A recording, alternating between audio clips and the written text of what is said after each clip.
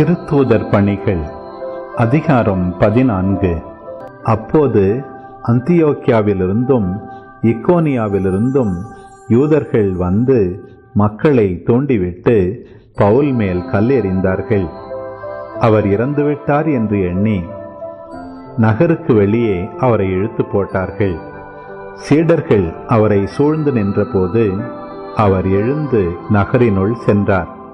மறுநாள் அவர் பர்னபாவுடன் தெருபைக்கு புறப்பட்டு சென்றார். அந்த நகரில் அவர்கள் நற்செய்தி அறிவித்து பலரை சீடராக்கிய பின் லிஸ்திரா, இக்கோனியா, அந்தியோக்கியா ஆகிய நகரங்களுக்கு திரும்பி வந்தார்கள்.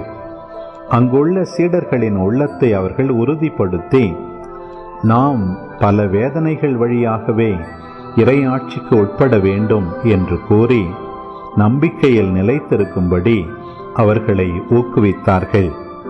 அவர்கள் ஒவ்வொரு திருச்சபையிலும் மூப்பர்களை தேர்ந்தெடுத்து நோன்பிருந்து இறைவனிடம் வேண்டி தாங்கள் நம்பிக்கை கொண்டிருந்த ஆண்டவரிடம் அவர்களை ஒப்படைத்தார்கள்.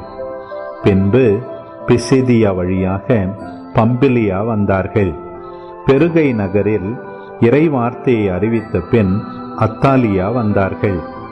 அங்கிருந்து கப்பலேறி அந்தியோக்கியா வந்தார்கள். அங்குதான் அவர்கள் அருள் வழங்கும் கடவுளின் பணிக்கென்று அர்ப்பணிக்கப்பட்டார்கள். இப்போது அப்பணியை செய்து முடித்து விட்டார்கள். அவர்கள் அங்கு வந்ததும் திருச்சபையை கூட்டி கடவுள் தங்கள் வழியாக செய்த அனைத்தையும், அவர் பிற இனத்தவர்க்கு நம்பிக்கை கொள்ளும் வாய்ப்பை கொடுத்ததையும் அறிவித்தார்கள். அங்கே அவர்கள் சீடர்களுடன் பல நாட்கள் தங்கினார்கள்.